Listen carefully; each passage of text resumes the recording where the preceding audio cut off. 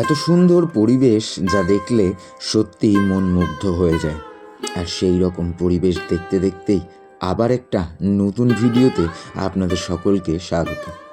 আমি দেবজিৎ আর আপনারা দেখছেন Debjit vlog travel and food. গতদিন অমরকণ্টক নিয়ে যে ভিডিওটা শুরু করেছিলাম, আজ তার আরও একটা পার্ট নিয়ে এলাম।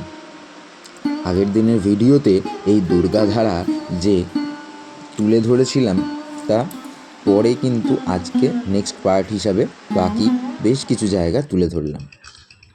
প্রথমেই যে জায়গাটিতে আমরা গিয়েছিলাম সেই জায়গাটি হলো এই জৈন মন্দির। মন্দিরটি এখনও তৈরি হচ্ছে, তবে 1-2 বছরের মধ্যে মন্দিরটি সম্পূর্ণ কমপ্লিট হয়ে যাবে। আর দেখতে কিন্তু এই মন্দিরটি একটি জৈন মন্দির, আর এই মন্দিরটি কিন্তু এখনও পর্যন্ত তৈরি হচ্ছে, এখনও সম্পূর্ণ তৈরি হয়নি, কিন্তু তাতেই যা সুন্দর লাগছে, অসাধারণ। পুরো মন্দিরটা দেখুন।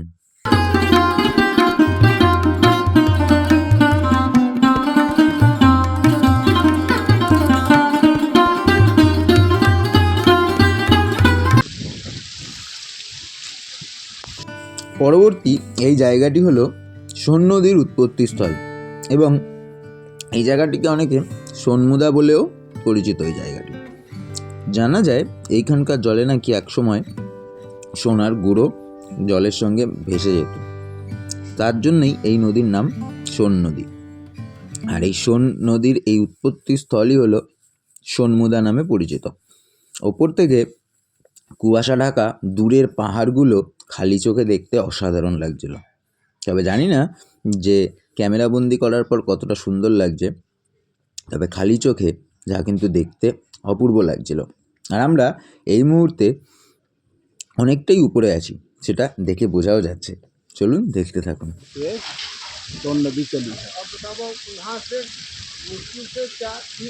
পরবর্তী এই মন্দিরটি হলো শ্রী যন্ত্র মন্দির। এই মন্দিরটি বন্ধ থাকার কারণে এখানে আর সেভাবে কোনো ভিডিও করতে পারিনি, বা ভিডিও তার যে সম্পূর্ণ যে রূপ তা তুলে ধরতেও ভিডিওর মাধ্যমে পারিনি। তাই ছোট্ট ছোট্ট কিছু ক্লিপ দিয়ে এই জায়গাটি তুলে ধরলাম। অপূর্ব সুন্দর সেই কাজগুলো, যেগুলো তুলে ধরার চেষ্টা করলাম। চলুন দেখতে থাকুন।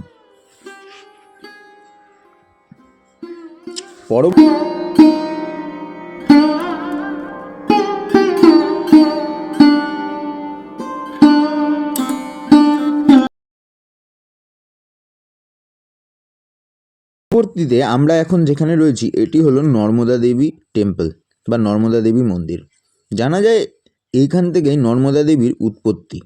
আর এই নর্মদা দেবীর এই মন্দিরটি কিন্তু অসাধারণ, এবং যে কথাটা সবথেকে বলার, যে অত্যন্ত পরিষ্কার পরিচ্ছন্ন, একদম ঝাঁ চকচকে চারিদিক, মানে অপূর্ব সুন্দর মন্দিরটি। দেখতে থাকুন, ভালো লাগবে।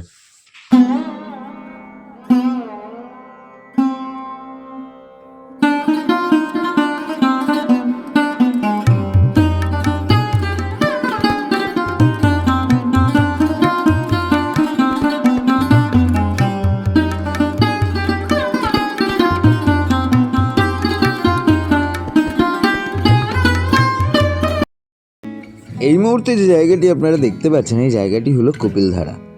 এইটি একটি ঝর্ণা। তার আগে এরকম সুন্দর বনবনানি ঘেরা জায়গাটি সত্যি বলতে অপূর্ব সুন্দর, যা দেখে খুবই ভালো লাগছে।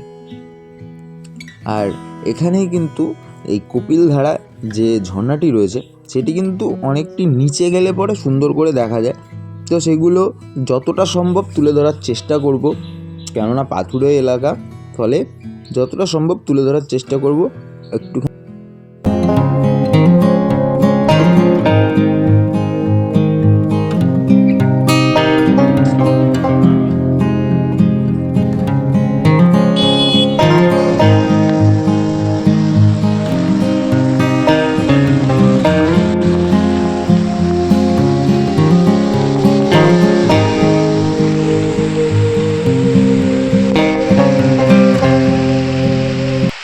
এখান থেকে বেশ কিছুটা হেঁটে কিন্তু নিচে যেতে হবে, আর নিচে গিয়ে কিন্তু তারপর পুরো ঝর্ণার যে সৌন্দর্যটা সেটা আমরা উপভোগ করতে পারি।